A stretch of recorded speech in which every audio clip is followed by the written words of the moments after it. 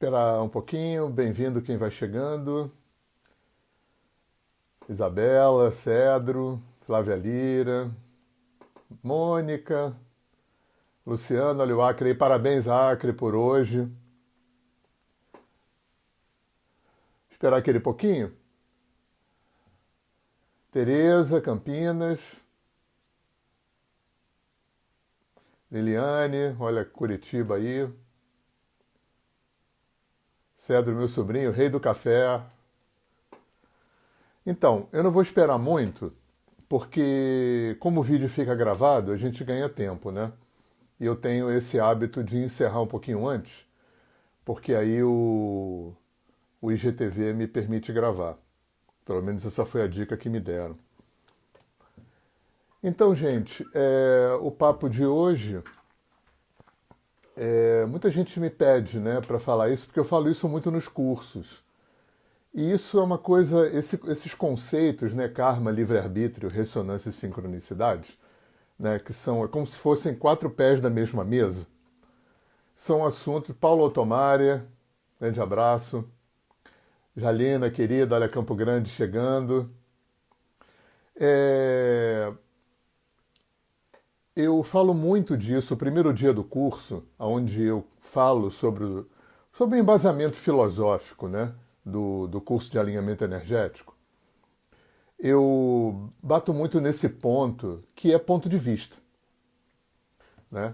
Eu acho que ponto de vista é exatamente isso que a palavra quer dizer. Sob que ponto de vista você olha para a vida?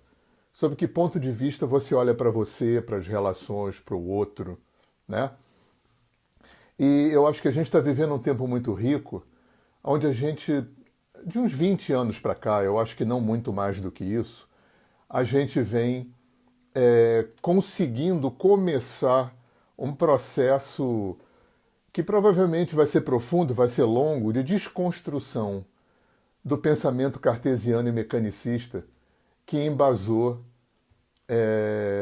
e que embasa não só a cultura ocidental, como isso passou a ser o tipo de ponto de vista dominante na civilização, na humanidade. Né?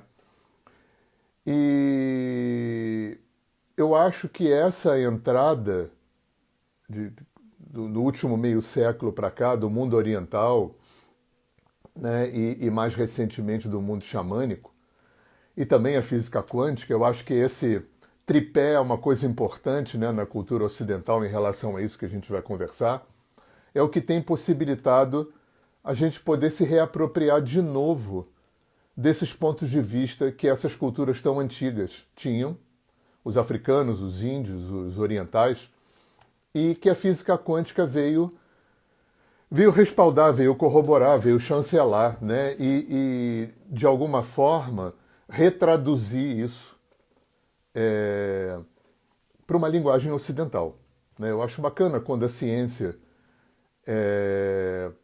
se apropria de conhecimentos muito antigos e retraduz isso. Isso dá um outro vigor, isso dá uma outra força. Eu falei isso na outra live, mas é sempre bom a gente lembrar que os caras que estavam na linha de ponta da física quântica, eles já sabiam que aquilo que eles estavam acessando, né, o fato de que no mundo subatômico Newton não vigorava, né, não funcionava, e que a realidade acontecia dentro de uma perspectiva, né, de um ponto de vista completamente diferente desse que... Olha, Balu, beijo, Balu! Do ponto de vista diferente desse ponto de vista que embasa a nossa cultura ocidental, esses caras já sabiam que aquilo que eles estavam observando, descobrindo, percebendo, já era conhecido do mundo antigo. Né?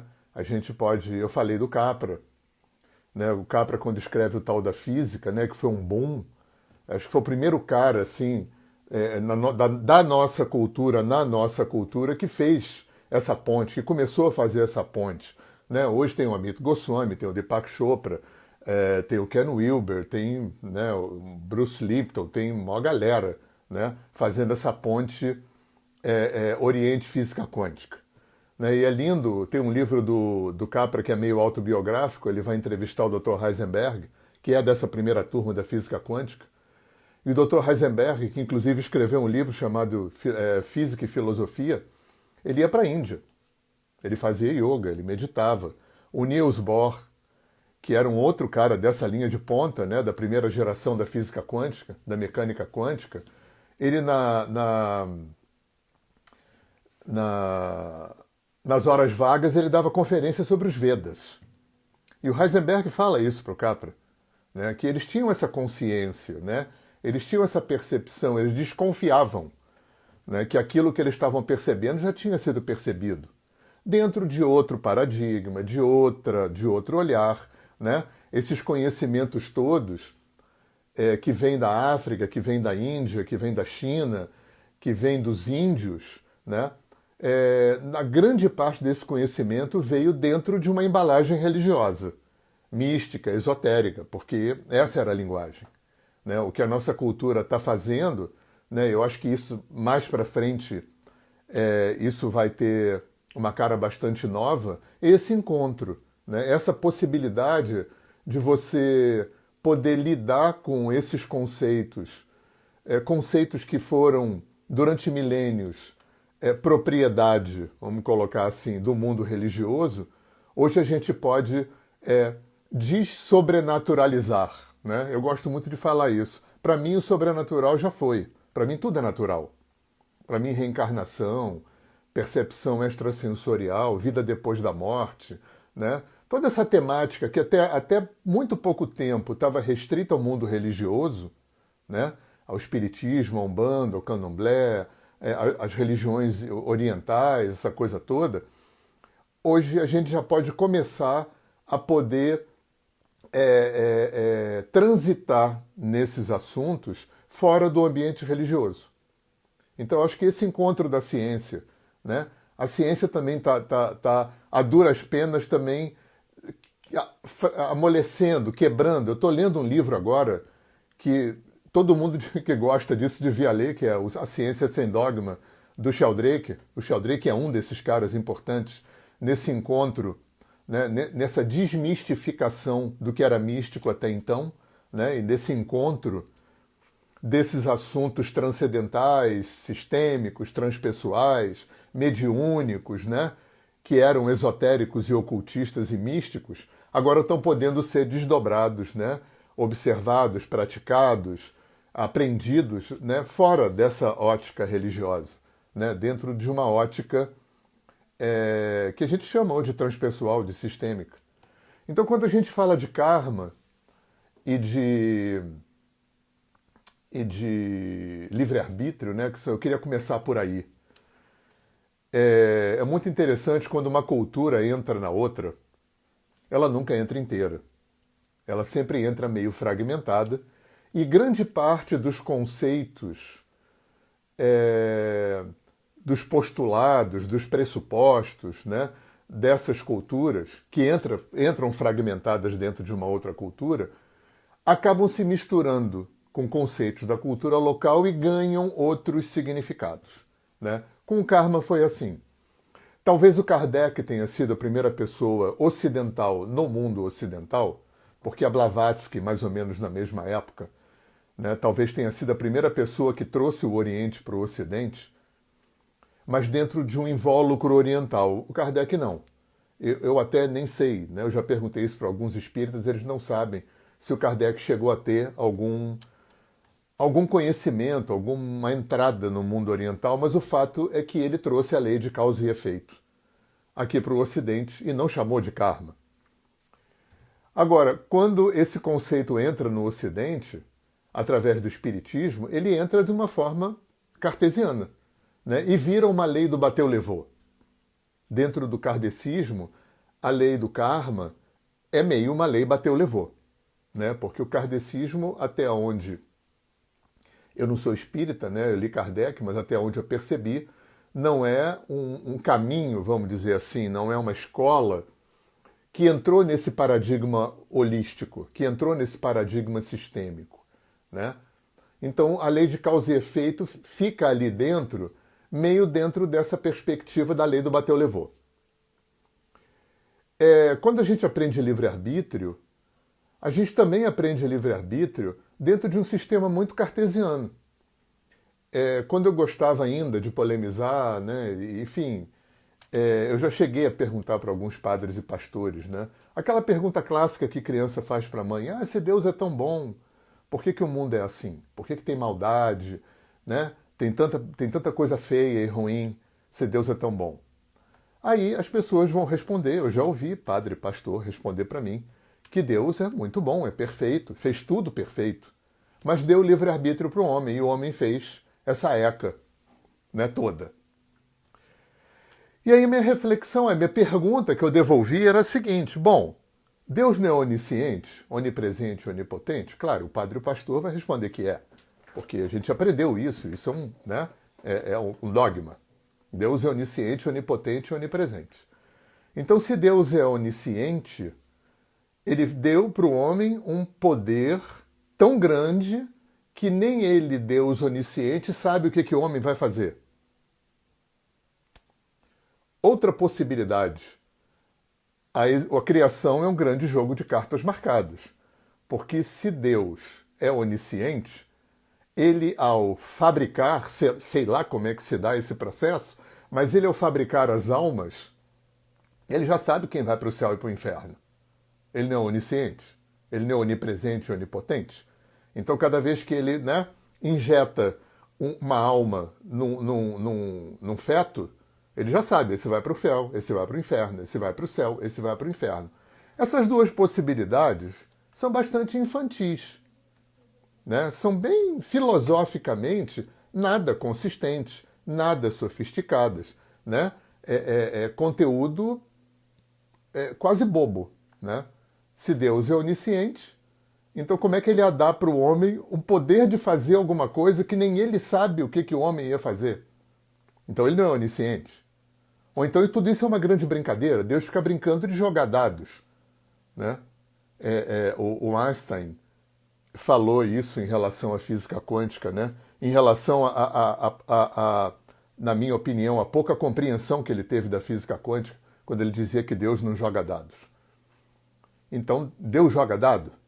Né? Ou melhor, Deus escolhe o lado do dado que vai cair. Então você vai para o inferno, você para o purgatório, você para o céu. Então essas duas possibilidades são muito bobas. Talvez, né? A gente está aqui fazendo achismo, né? Porque quem sou eu para saber alguma coisa? Mas talvez, pegando emprestado de oriental, que vem pesquisando isso há alguns milênios, talvez a lei do karma e o livre-arbítrio sejam dois conceitos que estão inseridos num ponto de vista holográfico. Porque indiano, chinês, africano e índio, por exemplo, aborígene, são culturas que desenvolveram o seu ponto de vista em relação à vida, que desenvolveram a sua espiritualidade, que desenvolveram os seus paradigmas dentro de um olhar, né, de uma conceituação holográfica, né, entendendo que a existência, que a criação é uma realidade multidimensional, que a criação é um grande organismo vivo, que tudo é vivo, né? Isso é que é animismo. Não é aquele animismo kardecista. Animismo, se você for procurar no dicionário, é considerar que tudo é vivo, não tem nada inanimado e morto no universo, né? E tudo compartilha a mesma alma, né? Se eu fosse ter uma religião, eu seria budista. E Buda falava uma coisa muito interessante, né? Buda não era teísta nem deísta, porque ele acreditava que toda a existência era uma alma só. Toda a existência era uma mente só, um consciente e um inconsciente só. Porque eu acho, isso é só minha opinião, né? A gente não tem como saber, eu acho que Deus não fica recortando partes de si para ficar colando em cada feto que nasce. Então, o que é mais provável, usando aqui uma alegoria, é que ao invés de nós sermos partes separadas de alguma coisa, de algum todo que é um quebra-cabeça, talvez a gente tenha uma antena aqui, que é o que nos conecta com a única mente que existe, a única alma que existe, o único espírito que existe, que é tudo. que é absolutamente tudo. Talvez aí seja nós somos um. Só que esse tudo também não é cartesiano e mecanicista. Esse todo é holográfico. Lembra aquela coisa? Cada parte tem o todo? Então, essa perspectiva holográfica, essa perspectiva multidimensional, essa perspectiva sistêmica, é o que norteou a visão de mundo, a filosofia, a teologia e a mitologia dessas culturas antigas todas. Né? Quem constrói o pensamento ocidental, basicamente, é a Igreja Católica, Descartes e Newton, que forjam, né, esse pensar ocidental, que vai desaguar, entre outras coisas, na nossa ciência. A ciência ocidental, que é cartesiana, que é mecanicista, que é agnóstica, que é ateia. Né?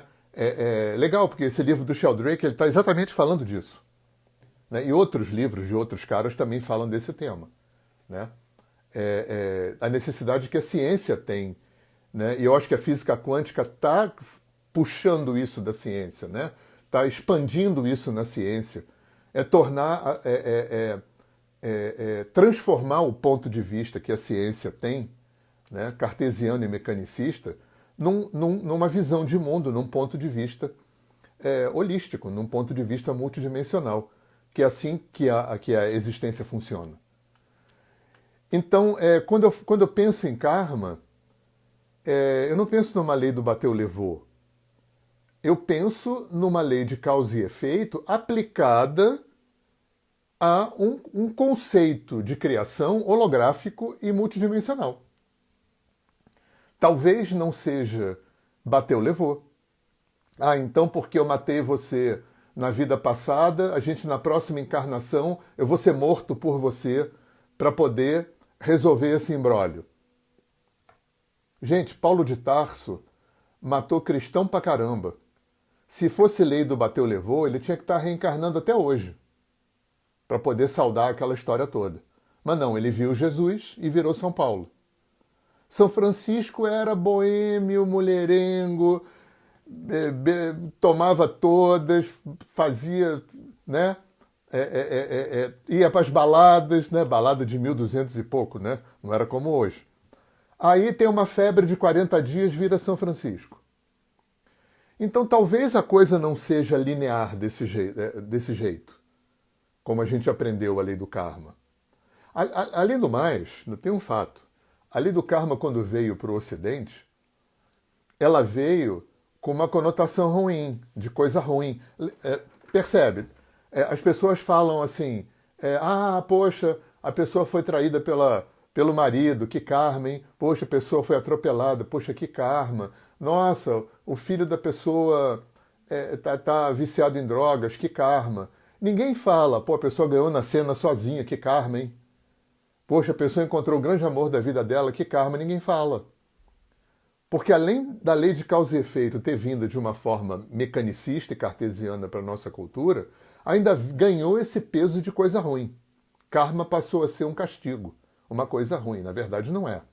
Né? Quem forjou, quem criou, né? Da onde vem esse conceito, da Índia, né? Lá não é assim. A lei do karma é uma lei de causa e efeito, neutra, que funciona como uma espécie da grande normatizadora da criação. Porque a criação, se a gente vai estudar essas culturas antigas, talvez se a gente for dar uma qualidade para Deus, dentro desse ponto de vista sistêmico, a grande qualidade de Deus é ser autorregulador. Então toda a existência é autorreguladora. Tudo. Essa força de homeostase, né, de caminhar para o equilíbrio, está presente em toda a existência. Então a lei do karma, nesse sentido, né, ampliando essa lei do karma, né, resgatando o conceito original de lei do karma, ele é a grande lei que norteia essa grande força de autorregulação do universo.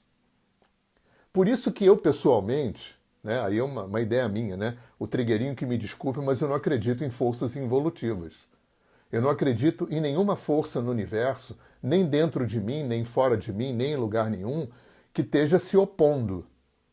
se opondo no sentido de ser contra. Porque para mim isso é um anacronismo, isso aí é totalmente contra essa ideia de autorregulação. A ideia de que existe uma luta do bem contra o mal, de que existe aquele satanás cristão, né? Isso para mim é totalmente anacrônico. Isso aí se opõe totalmente a essa ideia milenar, né?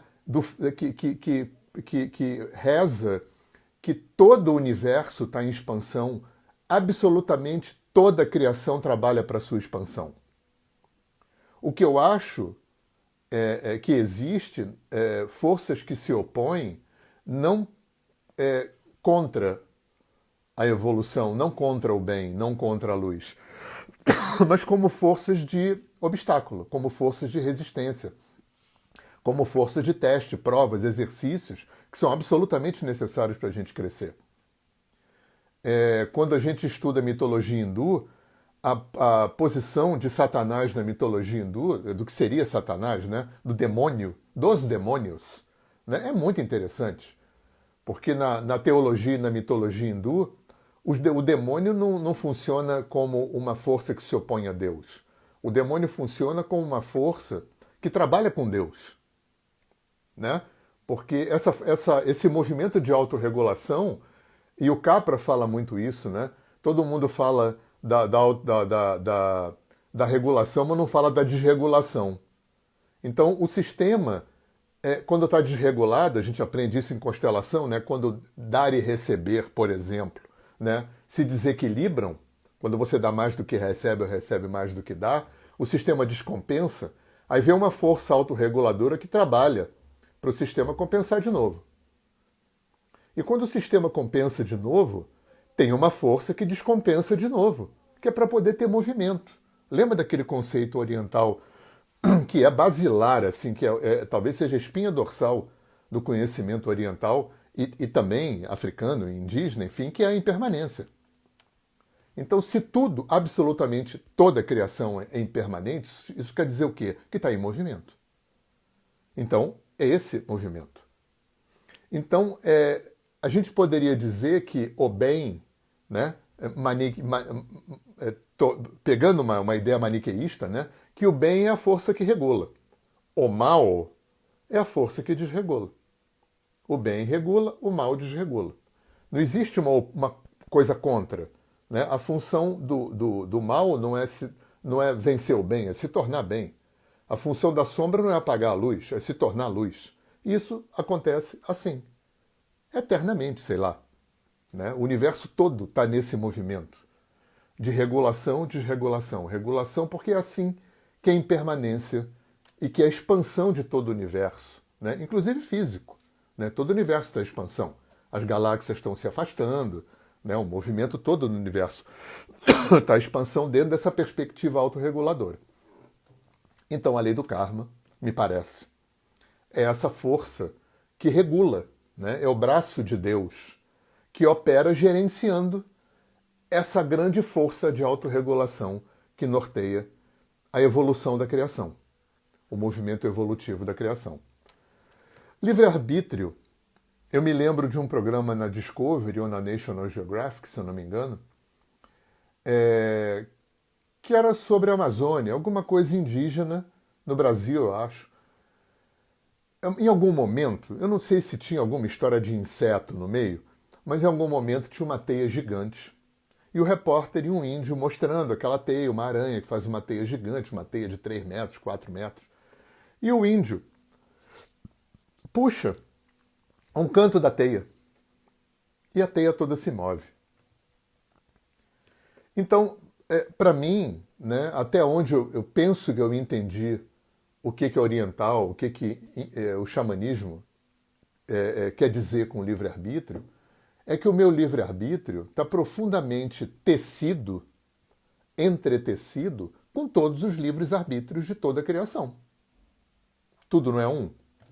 Nós não somos partes, membros, peças de um mesmo organismo.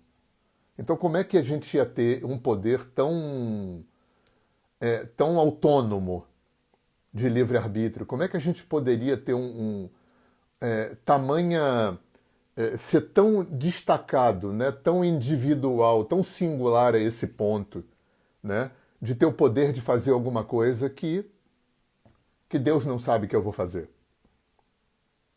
que está fora da conjuntura, do plano, da teia, né? Eu não consigo imaginar isso. Para mim é outra coisa anacrônica, né? Então eu acho, no que eu pude entender e sentir, refletir, o meu livre-arbítrio é como a teia. Cada pensamento, palavra, obra, intenção, né, de cada tudo da criação afeta toda a criação. Né? Nós somos interrelacionados, interagentes, interdependentes, intertudo. Não tem como ser separado. E o Capra fala uma coisa linda também, em algum livro, né? Não textualmente assim, mas a ideia é essa, que, porque o pessoal fala que tudo é um, a gente pensa sempre no espiritual. Não, tudo é um na matéria também. Os átomos estão sendo trocados, recompartilhados o tempo todo. O tempo todo.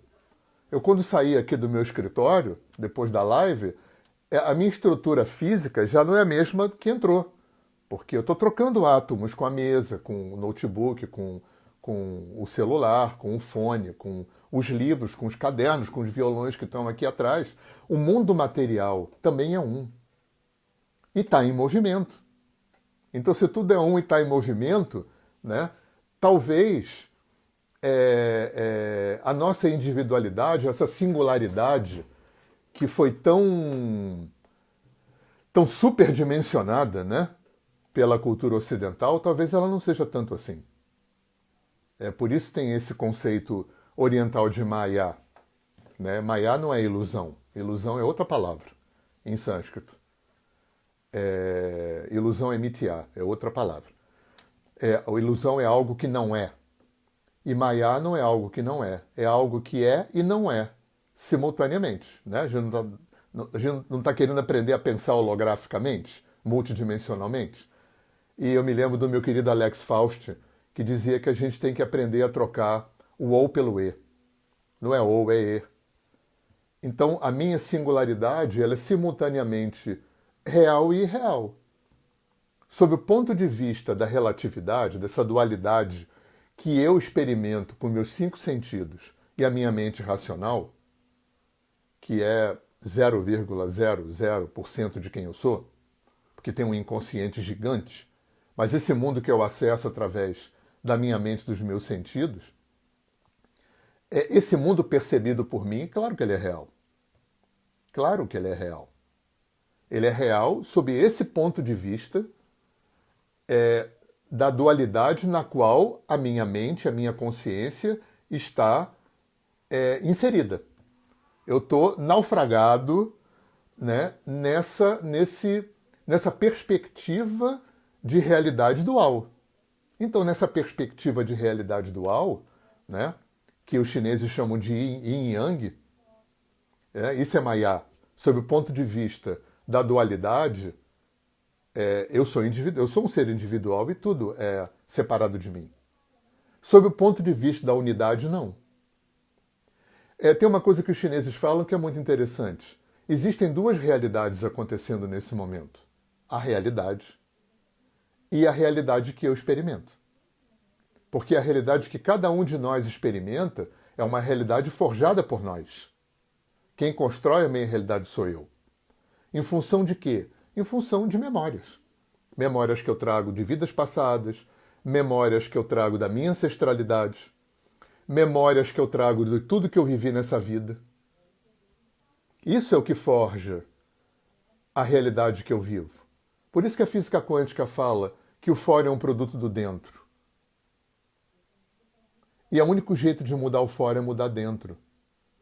Porque o dentro é que constrói... É como se a gente andasse pela vida com 2 lentes. E essas lentes são forjadas pelas experiências. Por como a gente viveu as experiências. Né? A gente não pode esquecer, e eu insisto muito isso nos cursos, viver produz tudo que a gente vive, 100% de tudo, produz 2 resultantes. como eu senti a experiência, isso está relacionado com o nosso corpo emocional, e como eu entendi a experiência, que leitura que eu fiz, que compreensão que eu tive, né? O que eu entendi da experiência, isso está relacionado com o corpo mental. Essas duas aferições da vida formam um software. A gente chama em alinhamento energético de corpo energético, uma subpersonalidade. E eu estou cheio, eu tenho milhões disso dentro de mim. Aquelas vivências, o que eu vivi, se eu dei conta, né? Se eu consegui aprender, capitalizar evolutivamente, equilibrar, integrar, harmonizar, isso se integra na expansão do meu ser, da minha consciência. Aquilo que eu não consegui dar conta fica instalado como um software no meu sistema, produzindo o quê? Sintoma. Produzindo sintoma. É por isso que eu falei na outra live, né? Uma das coisas que eu falo muito no curso, e que eu acho que é uma das coisas que a gente tem que aprender em terapia, quem é terapeuta, é entender a linguagem do sintoma. O que o fora está querendo me dizer em relação àquilo que eu não curei, que eu não harmonizei, que eu não integrei, que eu não aprendi, que eu não mudei, que eu não melhorei. Porque esse é o jogo, por isso que eu falei de sincronicidade e ressonância. Né? Quem quer que seja Deus, e eu acho que isso é uma coisa bacana também, que esse mundo antigo vem trazer, é recolocar Deus dentro da gente, seja lá quem ele for. Né? Quem quer que seja Deus, antes de qualquer lugar ele mora dentro da gente, como alguém que conhece a gente melhor do que a gente. É como se tivesse dois Hernanes aqui. O Hernani que é e o Hernani que está humano. E o Hernani que é conhece o Hernani que está melhor do que o Hernani que está. E esse Hernani que é trabalha pela reintegração do Hernani que está. Isso é uma miniaturização do que acontece em todo o universo. Em todo o universo. E como é que esse Hernani que é trabalha para a evolução do Hernani que está humano, sofrendo, transmigrando em vidas após vidas? Produzindo sintomas e produzindo experiências. Essa parceria entre o que está e o que é, co-cria, co-atrai para a vida, para o campo, as experiências necessárias para crescer. Tudo aquilo que eu vivi em vidas passadas, que eu trago da minha ancestralidade, que eu trago dessa vida e que eu não integrei, não curei, não resolvi, não melhorei, não aprendi, né? Produzem sintomas. Na forma de quê? De tudo. Tudo. Circunstâncias, pessoas que cruzam o meu caminho, acidentes, perdas, roubos, traições, acidentes, não, acidente eu já falei. É tudo. 100% de tudo. O que acontece no meu campo, lembra do Ho'oponopono? É co-criado por mim. Tem o meu dedinho. É co-atraído por mim. Porque o universo funciona assim. O universo não suporta o desequilíbrio. Assim como o universo não suporta o equilíbrio muito tempo, o universo também não suporta o desequilíbrio. Então, o que o universo pode fazer? Trabalhar dessa forma. A ressonância e a sincronicidade vão funcionar aí. A ressonância e a sincronicidade, na minha opinião, pelo que eu pude apreender, né, do que eu tenho estudado, é como se fossem dois braços da lei do karma. Né? É como se a lei do karma fosse o diretor e a ressonância e sincronicidade fossem dois gerentes que vão operando. Por que eu falei que co-cria e co-atrai? Porque o co é o outro. Né? Tem um outro, tem uma outra coisa, tem uma outra circunstância, tem uma outra pessoa que por sincronicidade e ressonância, ou por karma, né, a gente tem, né, o sistema produz esse encontro. Né? A teia inteligente produz esse encontro para ver se aquela pendência interna se resolve. Da mesma forma, isso é muito interessante, isso em constelação fica muito claro. Da mesma forma como o Espiritismo ensina que tudo que eu vivi em vidas passadas e que eu não curei, não resolvi, não aprendi, não harmonizei. Pula para as vidas seguintes, né? O sistema, o campo, não está nem aí se eu não sou a minha vida retrasada, mas aquilo na vida retrasada que eu não curei, nem na vida passada tá vivendo aqui hoje. Da mesma forma, com gerações é assim também. Cada geração de uma família, né? Aquilo que não foi curado, que não foi harmonizado, que não foi equilibrado, que não foi aprendido, melhorado, pula para gerações seguintes. O campo, o sistema, não está nem aí se eu não sou o meu bisavô. Mas existe um fenômeno em constelação que a gente aprende que é a lealdade sistêmica. Existe uma via de transmissão, né? Existem algumas vias de transmissão intergeracional. Uma é a kármica, que funciona através da inteligência da reencarnação. A gente aprende isso né, se aprende isso bastante no Espiritismo. E tem uma outra linha, tem a linha da genética, né? Da genética e da epigenética. Hoje já se sabe que o DNA não transporta só característica física, transporta característica comportamental, emocional, psicológica também, né, do passado. E tem uma via de transmissão que é morfogenética, que é o que se trabalha na constelação, através da lealdade sistêmica. Eu agrego, eu trago para a minha vida questões dos meus ancestrais. Isso não necessariamente tem a ver com reencarnação. Mas, com certeza, todas essas três vias, a kármica, a genética e a morfogenética, elas são pilotadas pela lei do karma, pilotadas pela grande força de autorregulação.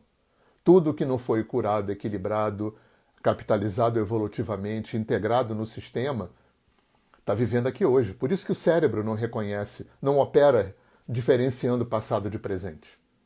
E é essa lei da sincronicidade que o Dr. Jung, né, através dos seus estudos com tarô, com I Ching, com astrologia, né, conseguiu mais ou menos sistematizar.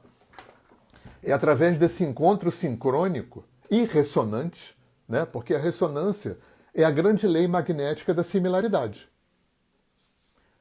Um exemplo de ressonância, entre muitos outros, eu já vi o Hermann Hesse falando disso, eu já vi o Jung falando disso, não sei se o Lacan também, eu estou confundindo, mas aquilo que me incomoda no outro, me incomoda porque consciente ou inconscientemente eu reconheço dentro de mim. Porque se eu não tivesse aquilo dentro de mim em algum nível, em alguma dimensão de mim, aquilo do outro não me incomodaria. Eu não estou falando de extremo. Extremo é exceção. Estou falando do dia a dia, né? Do 90% da vida. Isso é um exemplo de ressonância. É essa similaridade, é essa cola. Aonde a ressonância e a sincronicidade funcionam muito, o Capra tem uma fala que eu acho muito interessante, não é textualmente assim, tá? Mas a ideia é essa. Eu não me lembro o livro. O encontro entre as coisas somos nós. O encontro entre as coisas é mais importante do que as coisas que se encontram.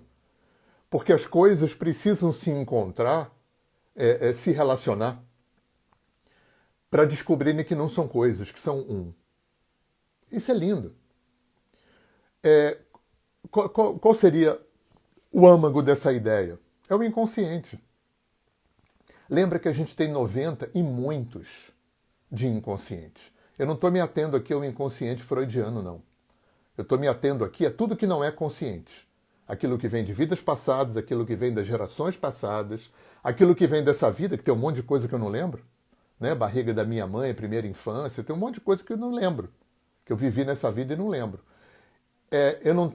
Eu vou incluir aqui, eu não tinha falado, que tem uma quarta coisa, além de informação que vem de vida passada, de gerações passadas e dessa vida, ainda tem a interação que eu faço com o inconsciente coletivo, com um grande campo mórfico do planeta, que é de uma complexidade bizarra, né? Esse grande consciente e inconsciente cósmico, planetário, que contém tudo o que já aconteceu no planeta desde o ponto zero dele, né? E a gente está antenado nisso por vias inconscientes.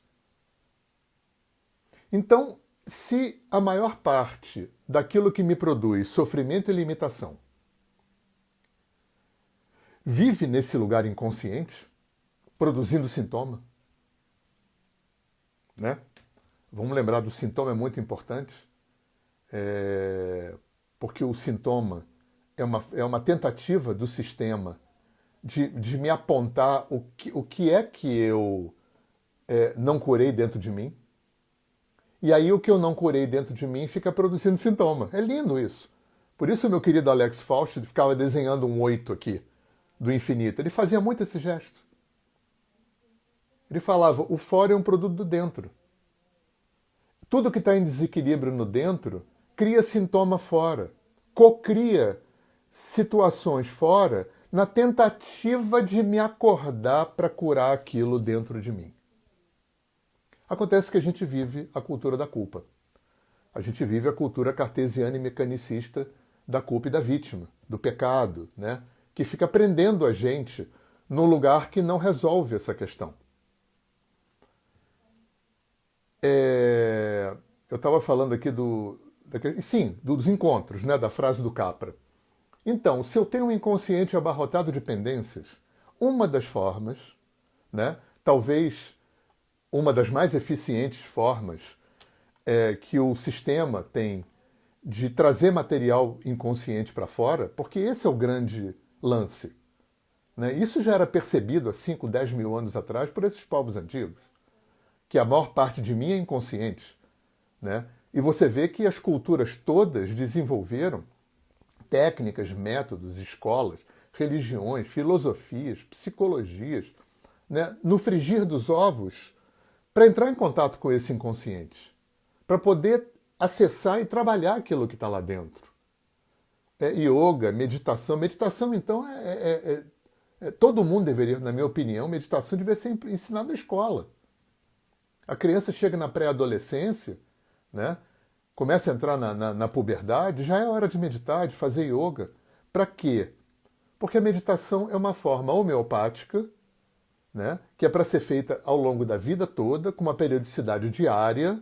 Para quê? Para lentamente trazer e processar material inconsciente. Porque é no inconsciente que está a gênese, a causa, a origem de todos os nossos sofrimentos e limitações. Aí, como é que é no relacionamento? Pela via da sincronicidade e da ressonância, né, que são braços dessa grande lei de causa e efeito, inteligente, né, é a expressão da própria inteligência divina de autorregulação. Eu co-atraio você para me casar com você, para me apaixonar. Né? Porque a paixão é o primeiro passo. Isso acontece com amigo, isso acontece em outras relações, pai e filho. Todas as relações humanas são cocriações que têm como finalidade última trazer material inconsciente para fora. Por isso, um ex-sócio que eu tinha, que era psicólogo, dizia uma coisa muito interessante, que o primeiro presente que a gente ganha quando nasce, quando sai da barriga da mãe, é um espelho colado aqui. E a gente passa a vida inteira vendo o nosso reflexo nos espelhos dos outros, e refletindo os outros no nosso espelho. E aí eu me apaixono por você. A paixão é um grande truque divino para criar vínculo, né? Porque a paixão é aquele surto, né? Que felizmente tem um tempo de vigência, porque ninguém poderia viver a vida inteira naquele surto, não pensa em mais nada, não trabalha, não faz nada, né? Transa pra caramba, né?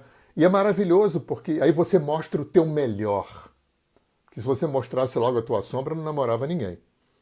Então você mostra o teu melhor para quê? Para vincular. Para que aquela paixão comece a tentar se transmutar em amor. Para quê? Para suportar a eclosão da sombra, que é o que vai acontecer.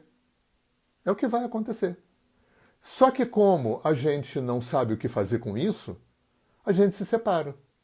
As pessoas acham que hoje as pessoas se separam muito mais do que antigamente, porque os casamentos antigamente eram mais saudáveis, melhores, eram nada, porque tinha repressão, só por isso. Os casamentos eram uma droga, igual hoje em dia, na sua maioria, só que não podia separar. E o homem podia pular a cerca que a mulher deveria aceitar. Quando isso tudo ruiu, dos anos 70 para cá, né, que a mulher se empoderou, que enfim, que mudou a sexualidade, que mudou a cultura, que mudou tudo, graças a Deus, né, agora as pessoas não precisam mais ficar quando não é saudável. Só que as pessoas não sabem nem o que fazer quando não é saudável, porque a gente não aprendeu isso. A gente está começando a aprender isso de 20 anos para cá. Sincronicidade, ressonância, cultura sistêmica, visão sistêmica, né? Transpessoalidade, o fato de que tem um sexto sentido, né? Todo esse conhecimento, né? Da fisiologia, da mecânica das relações, das emoções, da psique, né? Que começou a ser desdobrada pelo Freud há 120 anos atrás. Isso quando entra Oriente, quando entra xamanismo, né? E que quando entra física quântica e que novas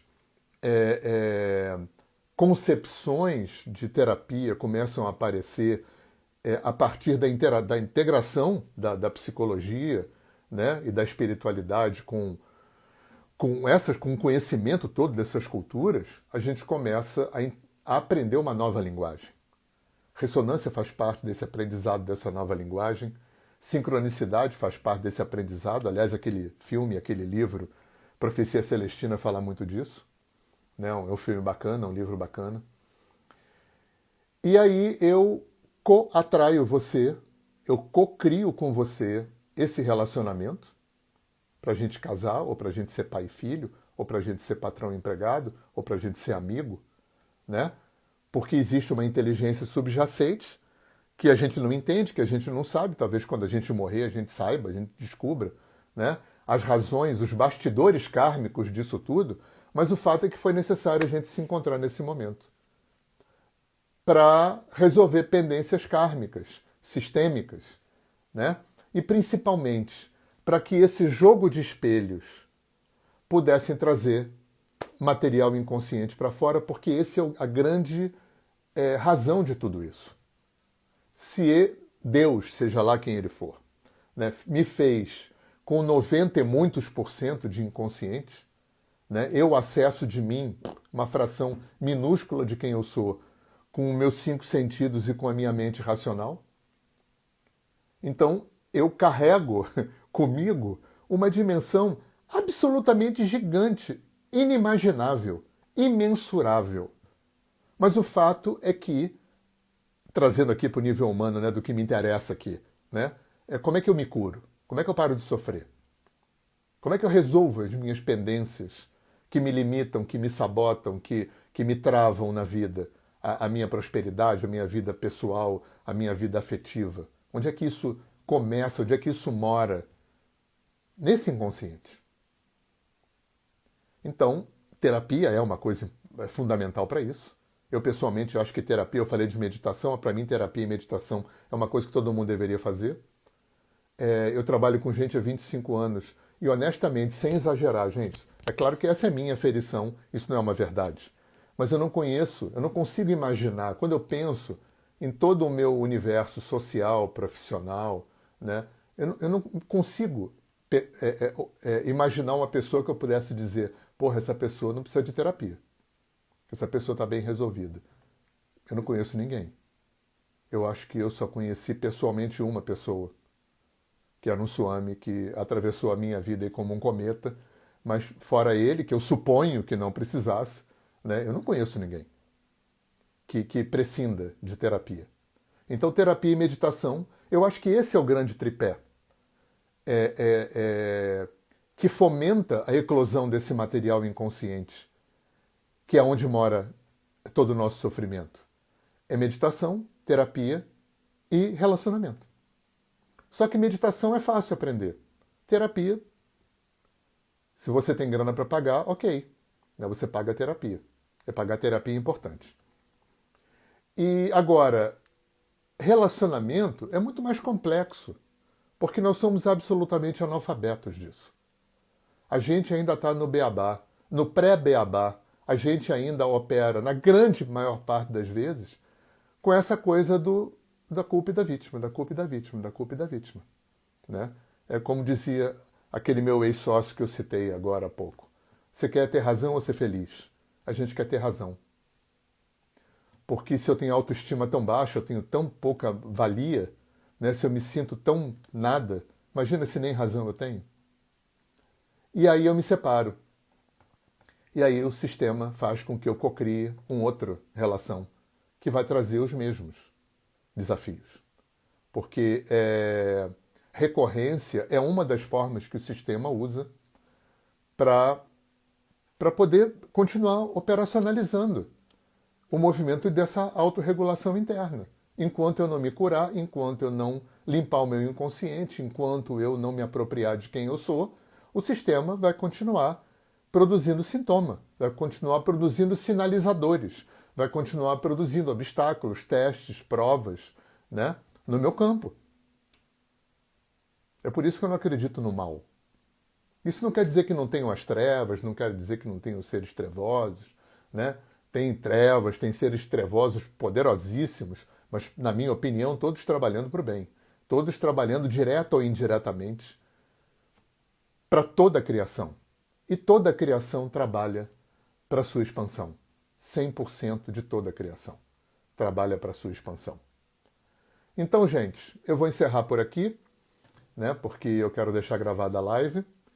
E toda segunda-feira eu vou estar aqui. A live vai estar sendo gravada, tá? E quem quiser conhecer mais o meu trabalho, é só procurar Hernani Fornari no Google. Você vai achar o meu site, vai achar meus canais de vídeo, vai achar meus canais de música. Eu tenho um canal de podcast no Spotify também, que tem uns 50 podcasts. Eu tenho 4 canais de vídeo. E os livros também, eu tenho vários livros publicados. Então, quem quiser entrar em contato comigo também, eu estou totalmente sempre disponível, aberto. Pode me mandar e-mail, WhatsApp, inbox de Facebook, de Instagram, eu estou sempre aí disponível. E estou disponibilizando gratuitamente os meus livros, os meus 2 últimos livros. É só me mandar uma mensagem que eu mando por e-mail para vocês, o e-book, tá bom? Um grande abraço, super grato. Segunda-feira a gente está aqui de novo. Boa semana.